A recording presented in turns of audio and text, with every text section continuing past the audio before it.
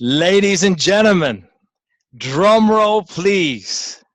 Ladies and gentlemen, women and children, men, aliens and earthlings, welcome to another episode of A Walk on the Wise Side. I'm Prash K from Urban Spirituality, and this fine and beaming lady to my left or right is the one and only Serafina Salvador. Let me tell you a little bit about Serafina. Let me give you a glimpse into this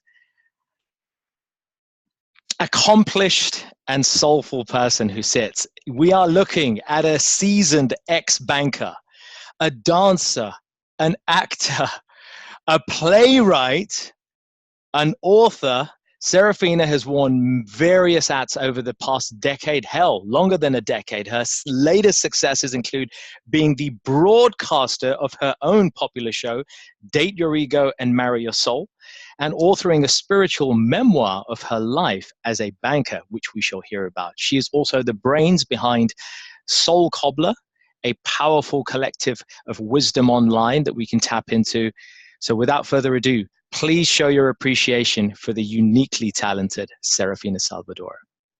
Oh, wow. My God. Namaste to you. Namaste. Prash. That was quite an introduction. Thank you so much. You're welcome. I'm so pleased to be walking on the wise side. I think it's been a calling of mine for my whole entire life. Right. This is a great show. So how are you feeling today? I'm pretty good. As I said, I had this episode in my day that really made my ego fall from kind of way up there right down. I don't think my ego was ever really like out of check badly, but it really hurt my ego. And I think the realization I walked away from that is that everybody needs to recognize and own and manage their ego. Nobody can leave it unchecked. If you leave your ego unchecked, just like you leave your mind unchecked, you are walking down a path filled with treacherous creatures ready to bite you in the ass. And so I think it's important for us all to take that. So I'm ready to be enlightened and share with this fantastic audience. Folks, thank you for joining Mitalesh Puja. So many of you are joining in. Welcome. Serafina, how have you been, and what's been occupying your mind and time of late? Well, Prash, I've just come off performing Act 1 of my next play. As you know, most of my plays are philosophical and based on spiritual truths that find their base in Eastern philosophy, but Western life. The first one was on blame, because I haven't finished writing about blame. I do think blame is one of the most useless emotions we could feel. Wow. And the first one was Don't Blame the Banker, Stupid, and it's all about addressing the divide in society between left and right wing and reminding people that we're all actually just people and humans first. So get over yourselves. In a way, get over your egos and embrace your souls. And the second one, which I was just referring to, is called Don't Blame the Parents, Stupid. Don't blame the parents, stupid. Okay. That's a big one. That's a big one for everyone. Because we all do that, right? I mean, how many of us, put your hands up, clicking right now, how many of us think our parents are the cause of our suffering and our challenges and what we've not achieved in our life? I mean, how many of us can relate to that? So many, I'm sure. I mean, parents, Louise Hay, a philosopher I follow and who's very famous and who's loved the world with her work, often said that we're all victims of victims. So actually, I was going to put that question to your audience, do you guys agree we're all victims of victims, ultimately, that our parents actually drive us in the directions that we find ourselves in, whether it's a banker, whether it's a lawyer, doctor, wife, sad, happy. Somehow, when you go on that therapist's chair or counselor's chair, the first thing I want to talk about, okay, tell me about your childhood. Now, where did you grow up? What happened? And then, it's sort of like ingrained within us. And, I don't know if anyone sort of said anything, but I found from my research about the play and from performing just act one, that it proved so popular because everybody blames their parents. And I'm going in the opposite direction and saying, don't blame the parents, stupid. And so we're going to find out how this does next year on the theater circuit.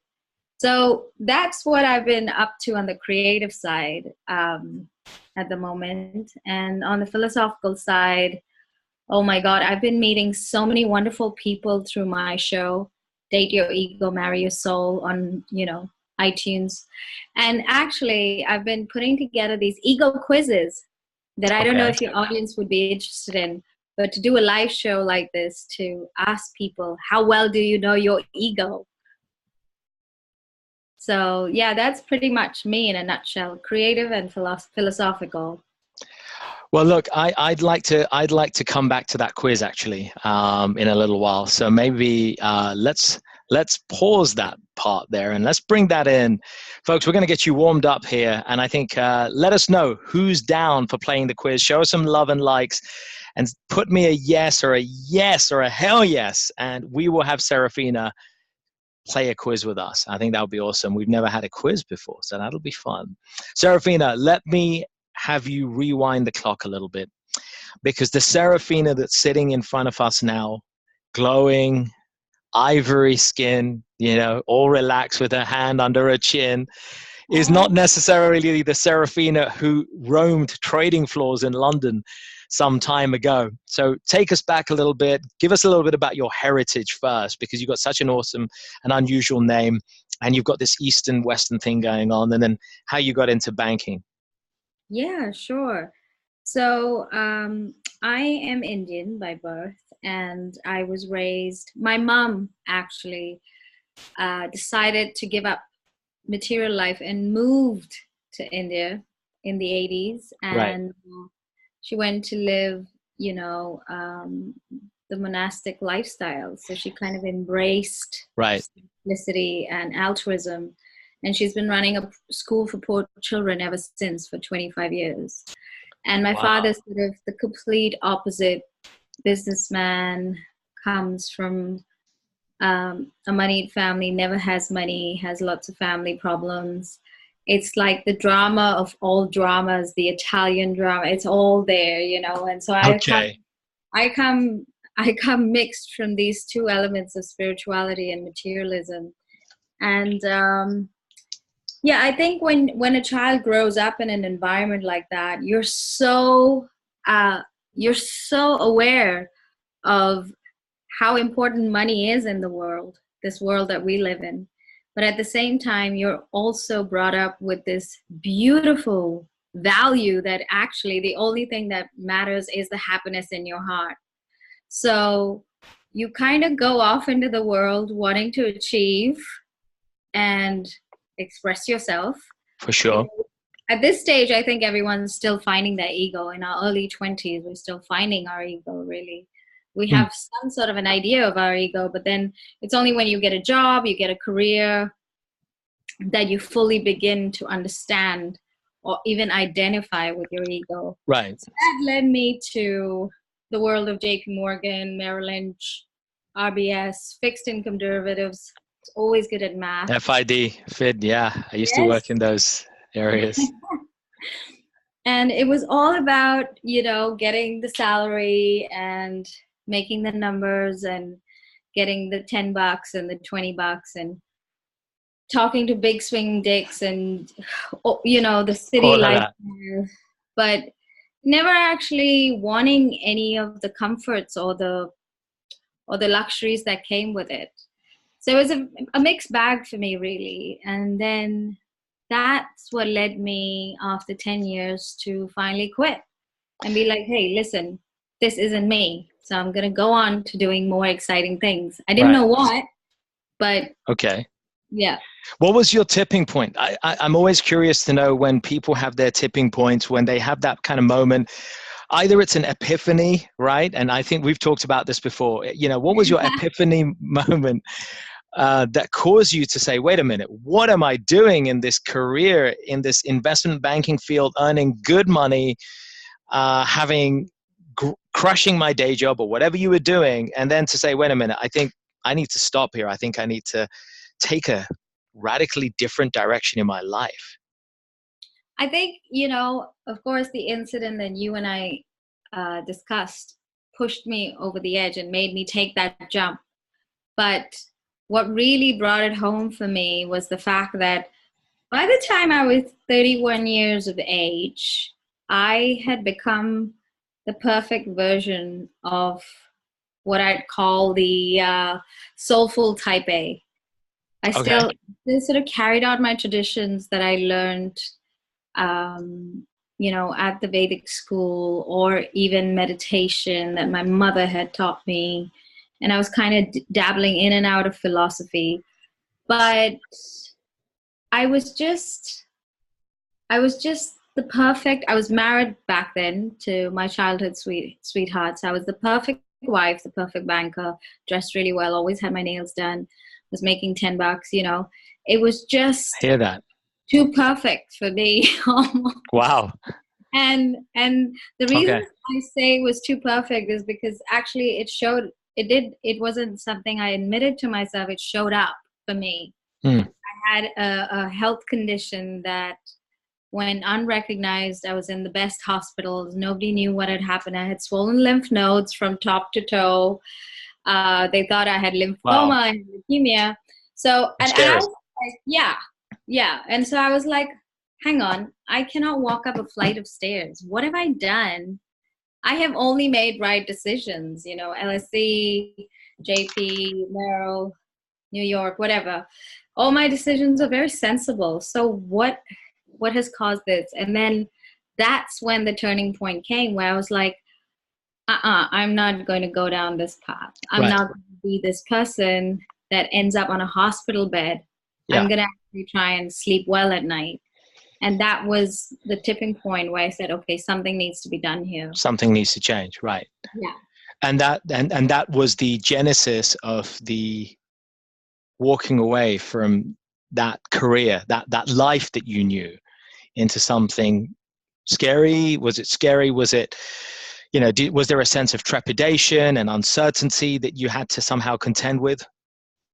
Yes, I mean, we began talking about the ego, so I'll say my ego was very safe in that world. My Mm-hmm. ego was well fed, well supported. I was able to put people down that needed putting down. I was able Right. to, just dismiss people when I needed to. Yeah. So my ego was really safe there, and I think there was obviously a very deep calling for me to actually pick my ego up and throw it in deep water, and then see if I could swim. I always liked to Right. swim anyway, so yeah. I love that. So take us through a little bit of the recent journey that you've had since that time, because you're kind of one of those people who don't just dabble in one thing. You have just multiple interests. So, somehow you managed to synthesize all that experience and wisdom, and then this whole play idea came about, and then there's a book idea, and you're writing, and you're creating other stuff. Tell us a little bit about that. I think that one of the things that happens to each and every one of us human beings when we sort of take our ego and throw it in the deep end is we begin to discover things about ourselves. And the person that I discovered was Julia Cameron. And for anyone listening or watching who has a passion for writing or expressing themselves, or who is stuck as an artist, I would strongly advise you to look up Julia Cameron. If there's one thing you leave with from this whole interview and chat, look up Julia Cameron. And it was a book all about releasing the blocked artist in you. And I was a blocked artist mainly because of my father and his expectations of me.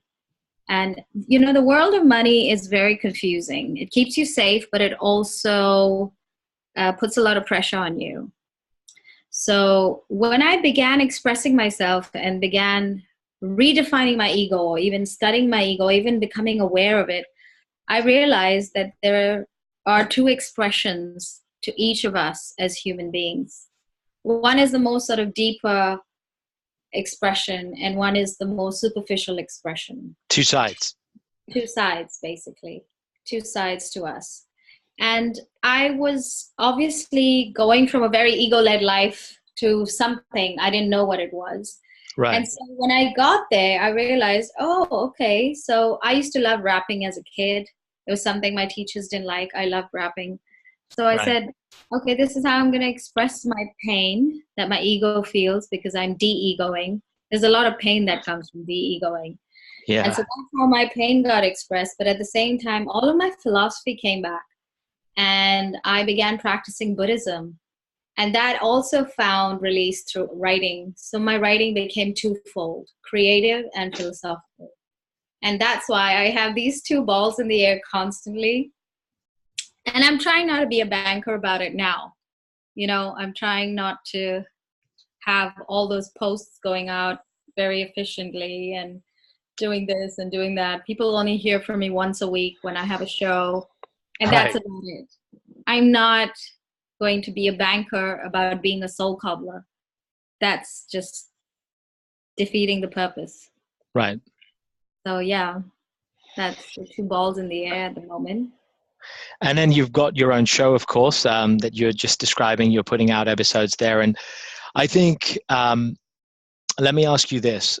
How important do you feel it is in the changing landscape, so certainly technology-wise, for having content that is consumable in an audio or a video way like we're doing here? Because the sense that I get is people like you and I who are perhaps avid readers when we were young, not everybody resonates with reading these days. It seems like society is heading in a direction where they want to consume media on the go, and that audio and video based media is a great way to absorb knowledge as well as absorb rubbish, right? I mean, this is the thing. It's a double-edged sword. We can binge watch with Netflix, or we can nourish ourselves with shows like this and podcasts that you and I are running, stuff like that. What's your take on that? Well, I think for me personally, audio is the way, has been the way, and is the way forward, just because we have so many passions and interests as human beings. And we do live in the 21st century. And if you live in the 21st century in a busy city, chances are you don't have much time. Right. Chances are you're going to have to dip into your own bliss whenever you get a chance, whether that's when you're driving, which is what happens with me, whether that's when you're walking somewhere, whether that's when you're running an errand, whether that's when you're lying exhausted on your bed. So for me, I think audio is great. And when I'm actually speaking to people on this laptop through this mic, I'm actually expressing from my heart. So whatever people are listening to, it's coming from my heart. You know, there's no contamination. There's no editor there going, oh, that won't sell well, you know, change this around. Right. I could do with an editor. And it would be great to have a producer too. But what I'm saying is, if people are in for the genuine stuff, and if they're willing to go looking for it, I think audio is definitely my preferred version. And I think it's going to become people's preferred version over video even, because people haven't got time. Yeah, absolutely. Time is short, and then people are lacking the patience to read stuff. Consuming wisdom in this way is so important. And talking wisdom, let me ask you, and folks, I know you're joining in. As you're joining in here at the moment, welcome, and hop onto this fantastic dialogue where we're going to dissect a little bit and understand and take a look underneath the bonnet of what makes the ego tick. What is the architecture of the ego, and what is there to learn? And before we figure out how we can handle and manage our ego, I think, Serafina, I would indulge you in helping us with a definition of sorts. What is the ego? What are we talking about here? Because it's not the mind, it's not the intellect, it's not the soul, it's not the atma. What are we talking about? So I think I really like a number of definitions of the ego, right? But I think the one that I'm going to talk about today is that the part of me, this is by Byron Katie, by the way, and she says that the part of me that I recognize as me Mm-hmm. is my ego, and the part of you that you recognize as you is your ego. And it really is that simple. You know, we all have an identity. In fact, the word ego in Greek, I know from my Greek lessons, means I. Mm, And the ego is all that you believe yourself to be and all that you believe everyone else to be. And in fact, if you go a little deeper into Buddhism or any Eastern philosophy, it will tell you the whole world is an ego. The mm, whole world, the projection of this world is an optical illusion that is created by the ego.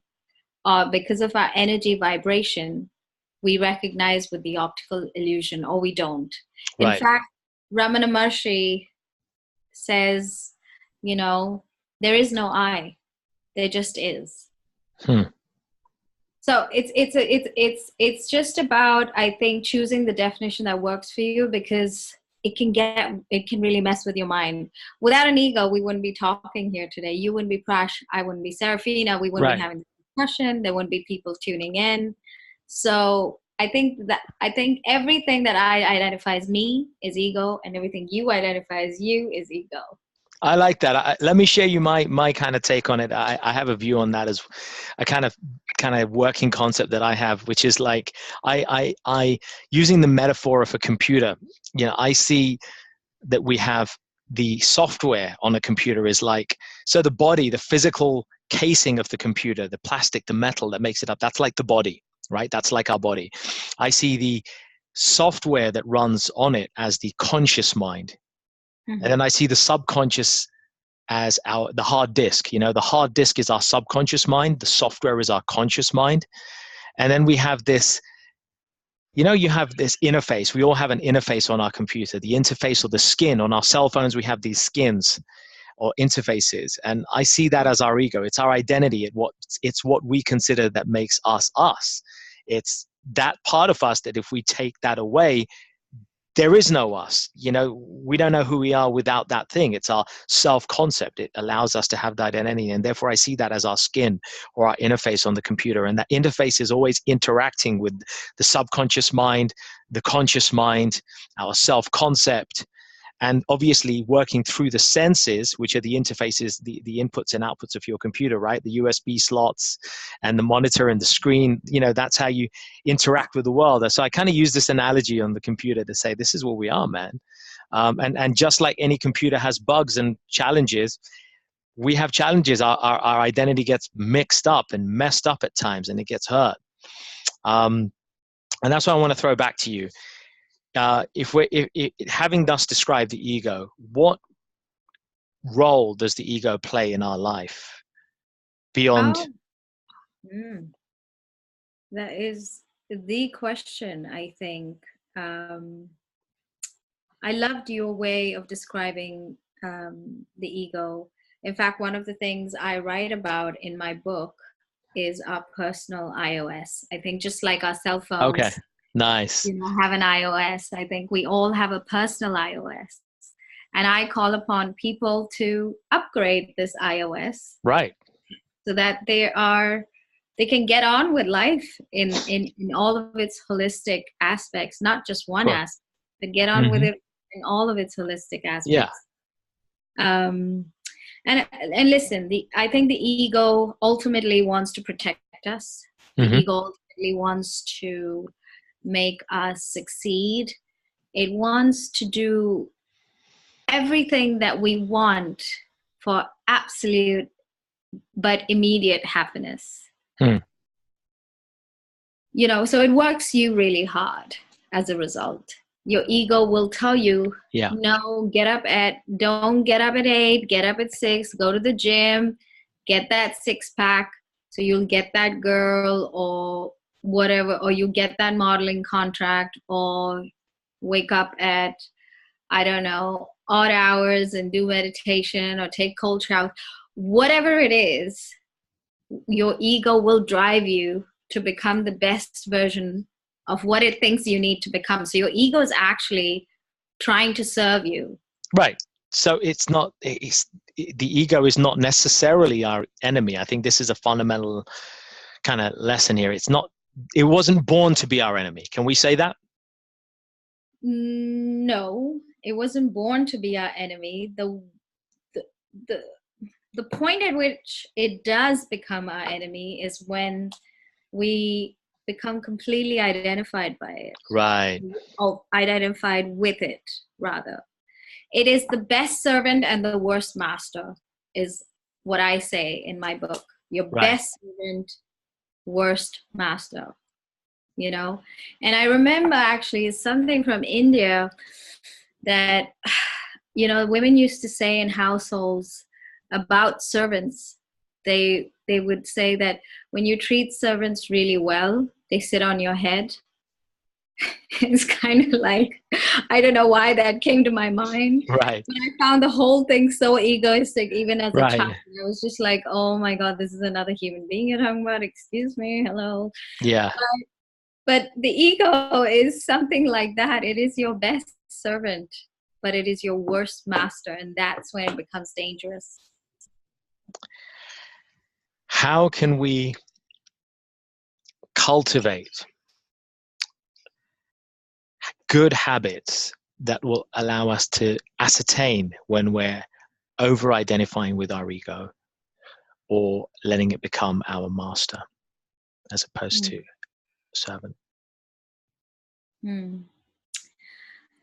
I think that I would have to have achieved enlightenment 15 times over to answer that question, really. How have you managed to do it in your journey of recent times, But you through know your stages of progressive enlightenment? Yeah, I know. I mean, I would say that the most simplest habit you can start to cultivate right now is to understand that the ego is a part of you, and that's it. There's a lot more to you. Mm-hmm. I think that's the simplest starting point for each and every one of us. Your ego, what you look at in the mirror, what you think people think of you, Right. how you act, how you talk, where you go. You know, all of these things are only a part of you. There's a lot more to you. You're actually an iceberg. You're the epitome of an iceberg. You know, what you show to the world and what you operate with is like that. That much of you. Right. And then the thing that the reason that becomes confusing is because the ego also has the super ego, and the super ego is such a goody. So the reason I was a bit hesitant on the habits is because the super ego loves habits and will make you the best yogi and the best I don't know what is, you know, with that talk that you took me to, will make you the best vegetarian or the best whatever. Right. And it will drive you insane, because in either direction, there is no happiness.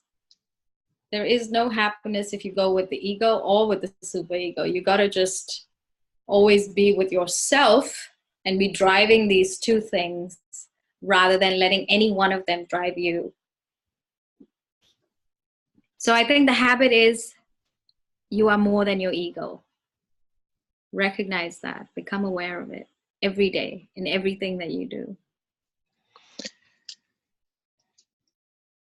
Let me give you an example here. If I was in a situation where my ego was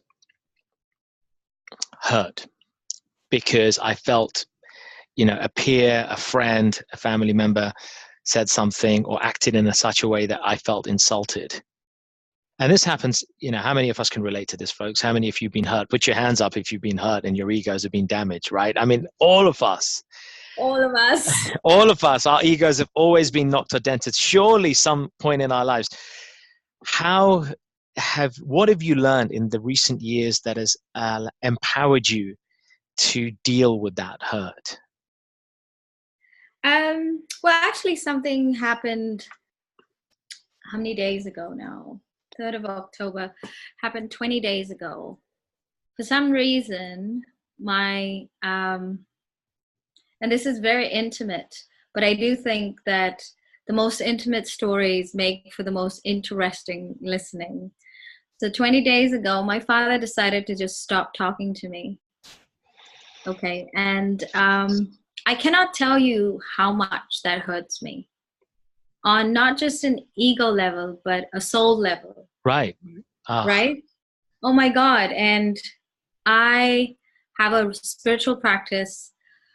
I practice Tonglen, which is a breath where you breathe into the suffering, you accept the suffering, and you breathe out peace. It's kind of like the opposite. But what the reason I brought it up is because it is such genuine hurt that I'm going through, that I had to actually apply all of my teachings, bring all of my strength together. And all it taught me was that when your ego is hurt, all you can do is cry it out, accept it, release it, understand it. And then, it's actually something, I think Krishna said this in the Gita, that when someone, or not Krishna, but when someone hurts you, send yourself immense amounts of compassion and love. Heal yourself, accept the pain as your karma. But don't respond in the same way. And with family, that becomes so difficult because all I want to do is literally, say, how the fuck could you do that? I'm your daughter, this. I mean, it doesn't get closer than that. You can't even compute that. And for a daughter, a father is like everything. Right. And it's just beyond the comprehension of my poor heart that sometimes with family, when the pain gets so much, or even with friends, the pain gets so much, you finally become aware of your self-protective mechanism that is very much present all the time as your soul. Your soul will come embrace you and tell you that it's not worth it. You're made for more. You can move on. And it's such an opportunity to send yourself and tune into the love that is there in the world, to repair yourself and move beyond it, because everything prepares you for the next thing, and so, it's also coincidental that you asked me this question, and I was thinking about it while I was swimming this evening and about how hurt I was. And I was talking to my siblings and being like, this is not on, blah, blah, blah. But completely, that is our role, as people who are trying to do a better job than what we are called upon to do by other human beings, unfortunately, sometimes. So I guess I think in there's a lesson that, and this is a recurring theme, that we need to learn to attach less importance to what other people are around us think of us, and listen to our heart more. And this is a common theme, right? I mean, the more we ascribe and delegate or exonerate others about opinions of us, then the more we disempower ourselves from taking control, and the more we relinquish that control over ourselves. And I think it's natural when we're talking about family. It's absolutely natural. You naturally don't want to be in a situation where you're at loggerheads with family members. Nobody likes that. But the more you attach yourselves to that situation, the more your ego gets hurt and the more your mind just starts wandering, right? I mean, that's kind of how it is. You have some family tiff and you really feel hurt about it because the associations you've had, the connections you've had with them. Is there anything that you mentioned, a breathing practice? Are there any other types of things that you perhaps have learned that could help one from kind of dissolving that sting that happens? You talked about crying and, allowing the emotion to work through us, rather than letting our ego take a really massive hit. We absorb it and let it come through us. What else might we be able to do to help lessen the attack on our ego? I think because the pain in this instance was so strong, and whenever the pain caused to the ego or your heart is so large, I tend to get very scientific. So I go for emotional freedom technique or tapping. And it will literally Yeah, I That start with my karate chop point, and I'm like, even though my dad is being, whatever it is. yeah, I fully and completely love and appreciate myself. And I start here. I start here and I, wait until I'm ready. And then I go here, go here. Oh, sorry, I missed one point. Go here, go here, go here, here, here, and here. And then finally on the head. And when I've done this cycle about 3 times, for me personally, I have a release of pain, of emotional pain that I hold my emotional pain here in the center of my chest. People hold it in different parts of their bodies. And that's actually one of the things I talk about in my book and in the ego quiz. When you get to know your ego better, you'll know where it puts its stress in your body. Mine sits in the center of my chest, and mine is very emotional. And I think a lot of people might identify, I don't know, people put your hands up or give us likes, that when you have troubles with family, they tend to be quite emotional. I know I do. Whenever I have I have a problem with family members, it's always very emotional for me. Right. Because I tend to give family a lot of importance. So with emotions, I think they can get trapped in different parts of the body, and emotional freedom technique helps untrap them. So I would really recommend that to people because of just the amount it's helped me. So that's powerful. I've made a note of that. Folks, check the comments, and I've added EFT as the acronym in its explanation there. Serafina, you touched on the idea of a quiz. Let's do a little quiz, shall we, while you're here? I'm excited. Okay. So, Serafina, guide us through. Folks, get ready. Serafina is going to take us through a little an ego quiz. An ego quiz. An ego quiz. So this is a quiz I came up with while I was sitting on the pool side of a private members club, and everybody was in their bikinis, being very cool, wearing their shades and drinking their vodka cocktails. And I couldn't drink because I'm pregnant. And so I was just sitting there in my pregnant bathing suit and watching all these people. And it was lovely. It was great fun. But I sat in this place quite a few times and I felt like, what are the 5 indications that your ego has taken charge of your life? Come on, they're quite obvious and they're right here in front of me. In front of you, right there. So these were just 5. Poolside, baby, poolside. And this is applicable at a bar, on a trading floor. This is applicable in a crowded room on a dating night, right, folks? Dating night, singletons listening in. Yes, especially at the club, where everyone's dressed up. So strutting their stuff. Yes. So I think you just need to ask yourself these 5 questions, and hopefully you'll be able to you'll be able to know if your ego's taken charge or not, So the first thing is no deviations allowed. Now we know everyone has a routine when they go out. They have a way of wearing their hair, their clothes, their perfume. They have a way of standing. Right. They have a way of speaking to the manager, this, that. Everything is pretty much set.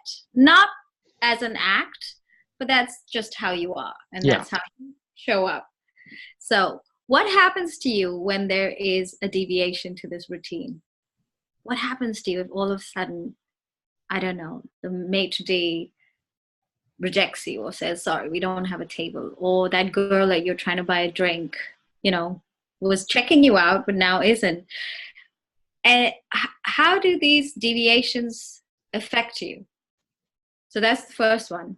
How do deviations to your fly plan is what I wrote, how you act fly. Yeah. Deviations to your fly plan, how do they affect you? Are you cool? Or you just wing a new plan, or are you just totally thrown off and you just go to your best friend? I need to leave. We need to get out of here. Or, what happens to you? And do you become a pain to hang around? So that's the first one, deviations. The second one is attention is your oxygen tonight.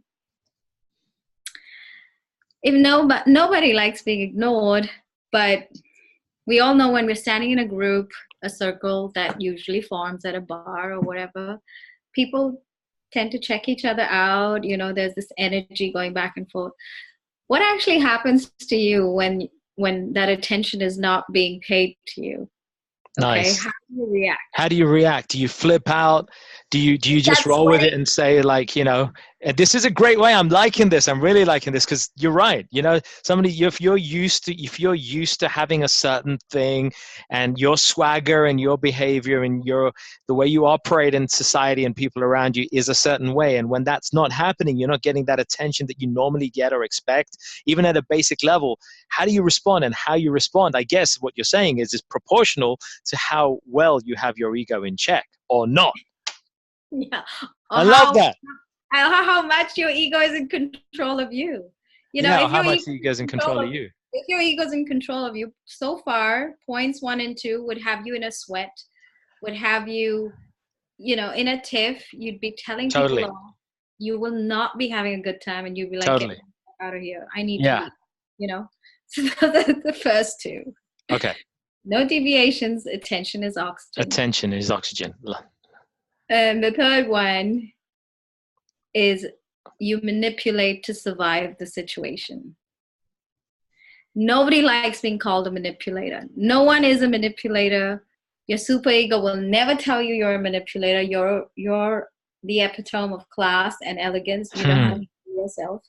But when you're thrown in a sticky situation, do you manipulate to survive? You all of a sudden have an errand you remember, or do you all of a sudden have this headache? Oh my God, you have to sit down. Or do you all of a sudden need a friend to come, I don't know, give you extra attention because you're feeling so uncomfortable? Are you going to start manipulating to survive this little, I don't know, ego mess that you find yourself in? If you find, and it's very sneaky, Totally agree. Yeah, if you find yourself telling your best friend, come, let's just move to the corner, so I don't want to be here, he's talking to her or whatever. Yeah. Whatever. We all do it. We all do that even with family, right? Sometimes we don't want to be at a family. We don't want to be in or around a certain family situation scenario, and then we start kind of manipulating the situation. Oh, I'm not really well. I don't want to be here. I'm pregnant. Sorry. I'm sorry. And all of that is, just basically ways to get out of a sticky situation. Or do you say, you know what? I don't like this particular family gathering. I don't like those individuals, but they represent a part of my fabric. My parents liked them, or whatever allegiances are there. Acknowledge the allegiance and say, you know what? I'm going to put aside the discomfort, and I'm going to override my discomfort by my desire to fulfill my duty and my integrity to the people I care for, and I'm going to go there. And that's, I guess, the spectrum in that one, right there. That how much integrity does your ego have? Are you integrity filled or manipulation filled? Yeah, and it's this whole thing. I mean, when we come to the end of the quiz, I'll tell you what it all is meant to do to you. But okay, so number 1, how do deviations affect you? Number 2, is attention your oxygen? Number 3, do you manipulate to survive discomfort? Number 4, do you want what is not yours? Oh, okay. Folks, I hope you're listening in. Get your responses coming in here. I hope people are listening and being honest. Make notes, folks. Number 4, do you want what is not yours? And there's no harm in desiring things, right?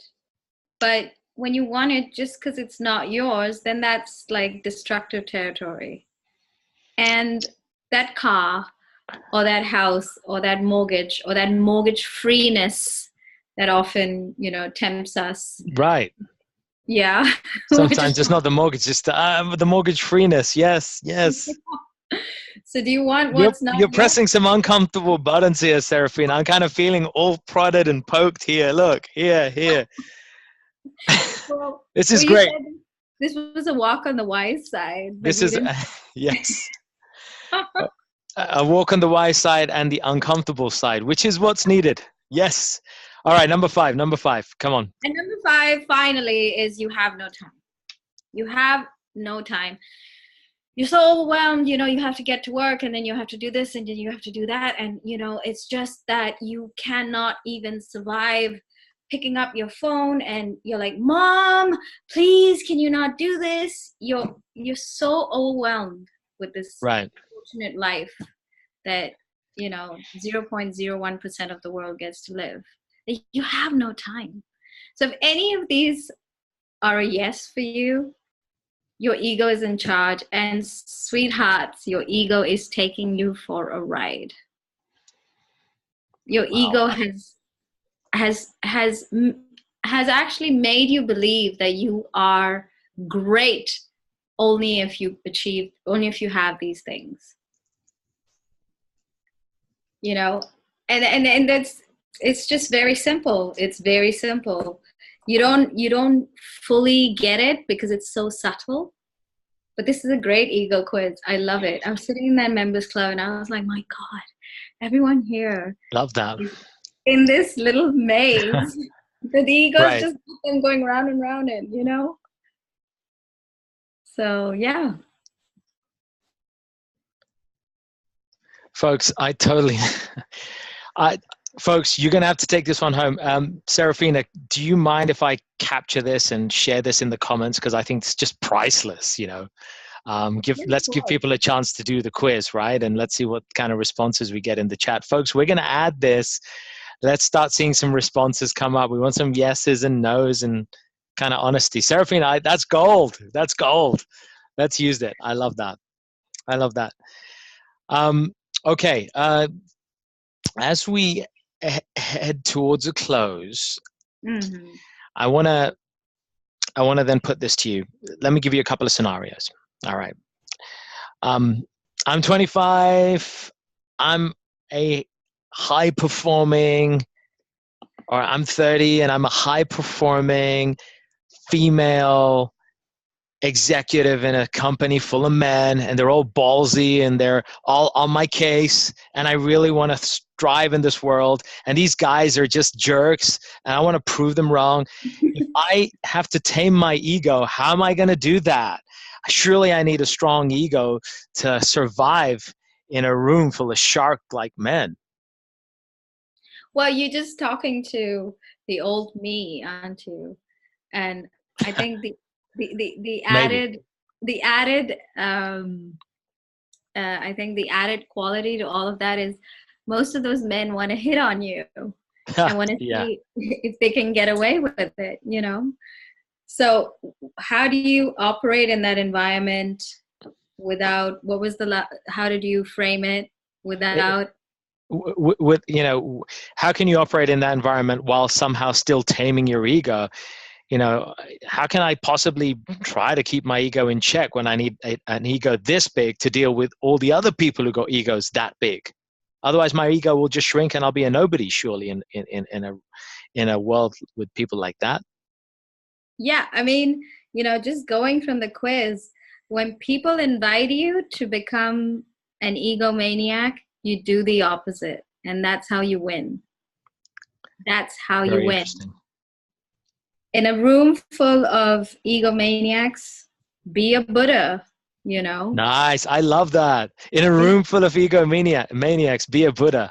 Be a soul cobbler in a room full of maniacs. And I did it. I know that there were women who were getting lots of opportunities by, you know, flirting with the bosses and even dating some, and even women who were becoming really macho, becoming like men. But then I also recognize there's this whole breed of women that actually just outsmart men on math. And that's what I chose. So there was this guy who was a complete asshole to me who, you know, we made our peace later, but he had been brainwashed into being this city asshole. I don't think he really was. And so he thought that maybe to learn the pricing or the modeling or whatever, I would somehow be nice to him or whatever. And I told him, up yours, I got this. And I got my own clients and I made my own money. And guess what? I mean, nothing went wrong. People think that if you take the opposite direction to what society expects you to take, things will go wrong. No, they actually work out. So Love I that. do think, yeah, I do think in a room full of egomaniacs, be Be a the soul Buddha. cobbler. Be Be the the soul Buddha. cobbler. Yeah, be the Buddha. Be the soul cobbler. Love that. Love that. Let me just touch on that. Describe the soul cobbler? What is the essence of a soul cobbler, and how can we embrace that in our lives? I think we all arrive on planet Earth consciously, and it is a decision we make on a soul level. Mm, And the reason we come onto planet Earth is to repair something in our souls. right.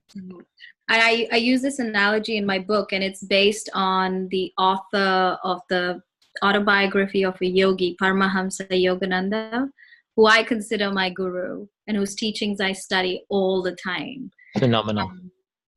And he says in that, and it's his explanation that prompted this thought in my mind, and it's in my book.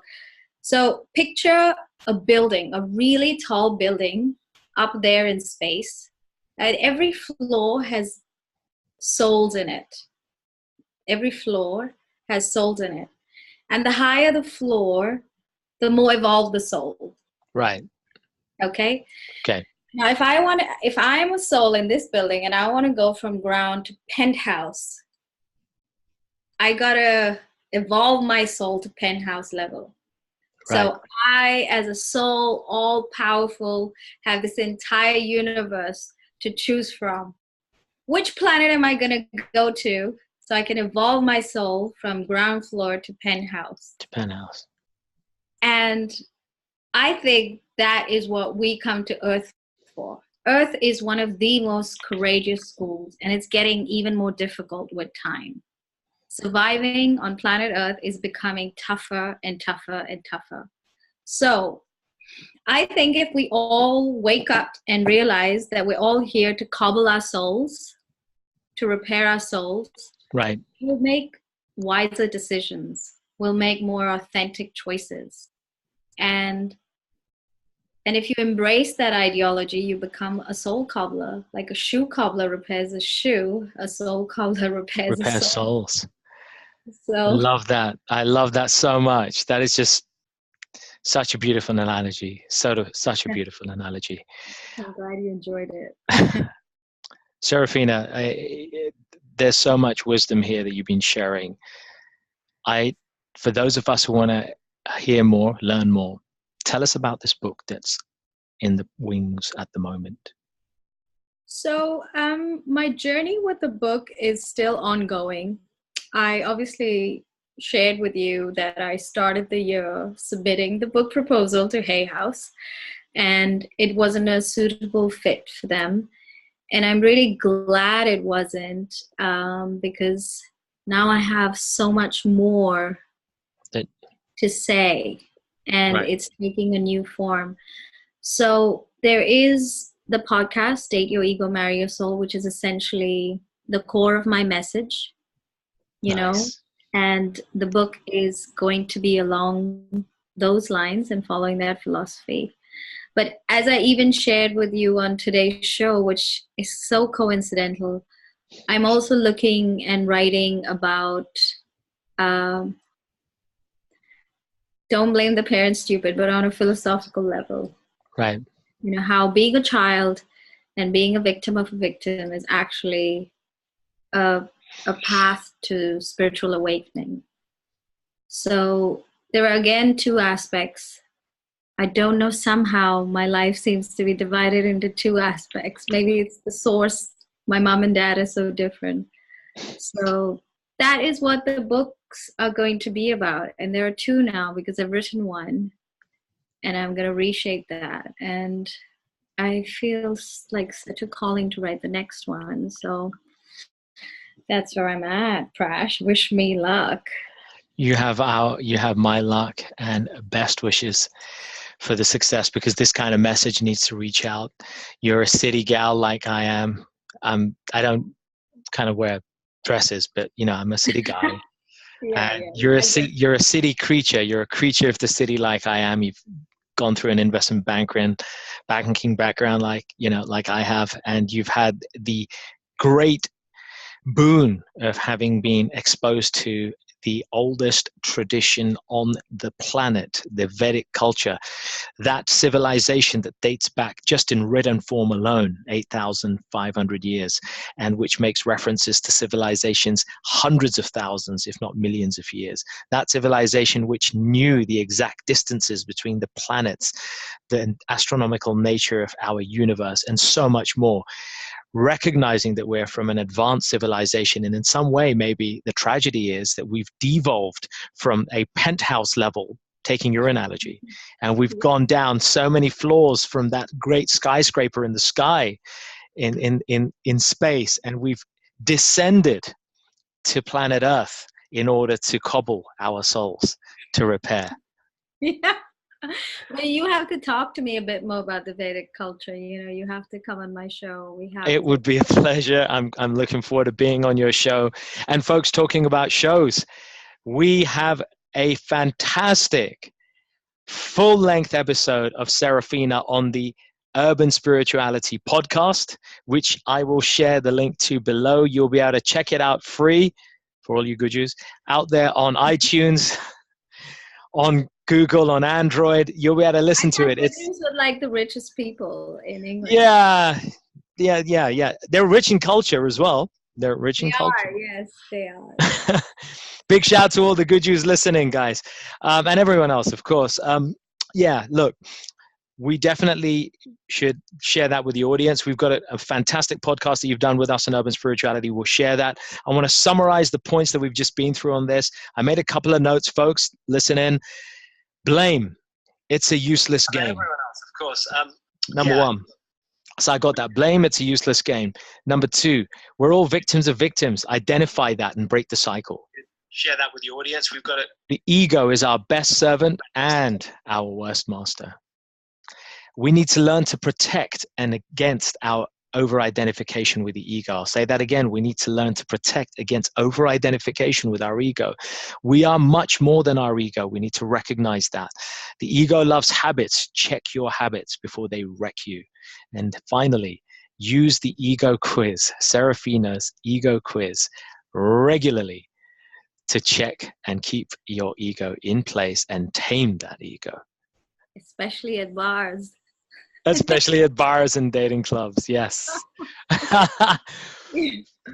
Folks, all right, Serafina, quick fire rounds. I'm going to throw you a few last questions, a little fun, and let's see how you roll. Are you ready? Favorite color? Red. And why? Why? Just any why or just red? Passion. Passion, okay. Passion for living, love that. City living or country life? Country life. Absolutely, any day. If you could live anywhere in the world, where would it be and what would you do? If there weren't as many earthquakes, I would move to Bali and I would just run Soul Cobbler. I would do what I'm doing. Soul Cobbler, baby. I'm down with you. Okay. If you could have any superpower, what would it be and what would you do with it? My superpower would have to be able to pick up my ego and cradle it like a little baby till it fell asleep. Oh, that's so sweet. I would be the ego cradler. You would be the ego cradler. Love that. My last question. What one piece of advice would you give to your 20-year-old self? Chill out more, drink wine, and party more. Really? Yeah. Chill out more. Okay. I didn't do enough of it. I just didn't do enough of it, and now I'm this responsible person who's about to be a mom, and I'm just like, damn it. Damn it. That was it. That was prime time. Awesome. I'm sorry it wasn't as wise. But it is what it is supposed to be, and what you say at this time and space, it is true. Love it. Absolutely love it. Serafina, we're gonna look forward to catching you on our live podcast that we did on urban spirituality. That'll be out there. I can't wait to check in with you on Date Your Ego, Marry Your Soul. That's going to be some real fun. We look forward to Don't Blame the Parents Stupid, coming Yeah. to coming somewhere near to a theater near you. Watch out, folks. I'm sure it'll come in time. We'll have you back on the show before that happens. We'll talk about that. And folks, last but not least, I have special news. We are running a competition, a very special competition. It started already tonight, the winner of which will get half price on our incredible retreat to Tuscany next week. Back into next week, you can be with us in the Chianti Hills, enjoying yoga, meditation, personal transformation, soul cobbling, martial arts, mantras, and art exhibitions in this incredible place in the mountains. For your chance to get half price and just come for a couple of £100, you got to do 2 or 3 simple things. 1, like this page. Go like Serafina's page 2, Soul Cobbler. Yes. Number 2, subscribe to our YouTube channel, which we've just launched. And there's some good stuff on there already. There's a few surprise things on our YouTube channel, some great old mantra therapy music as well. Go subscribe, like the mantra therapy page, get a screenshot of your subscription and submit it back to us. And we will do a random draw on Friday evening to announce the lucky winner of this incredible and priceless opportunity to join us in the mountains of Tuscany next week. So that's it from myself and Serafina. I'm delighted we've kept you longer. Indian timing, we've run over. It's Indian timing, baby. But we're so grateful that you stayed with us. Being a mom, being a busy bee that you are, been really, really good to have you on the show. Any last words or comments from you? Well, Prash, I know you didn't get this role because you were outlandish or whatever, but I love your energy and I love how you put it into everything that you do and every conversation that you have. And really, that is all we're here to do on this planet. Put our energy into every conversation, in every act. And you do it so selflessly. You should be really proud of yourself. You're totally dating your ego, but marrying your soul, dude. Thank you so much. I couldn't have asked for a better thing. Thank you so much. Well, go to bed happy because you do that so spontaneously, you know. It means a lot. And you know what? It takes all of us to make one of us. So let us continue to help one another and cobble one another's souls. A big shout out to all the great people who've been on this show listening. Pooja, Theta Healer Extraordinaire, Mithilesh, our very own local shaman, a legend in his own right, and everybody else who's tuned in and listened patiently. Geeta, Vaishali, everybody. It's been a pleasure. Sneha, of course, everybody who's been here. Real joy to have you guys. Team Serafina, it's been a pleasure to have you too. Let us cobble souls together and create some damage and disrupt the Muldroll Society's program to massacre our brains, and let us tame our egos and conquer our souls once more. Peace out. Namaste. All right. Bye. Namaste.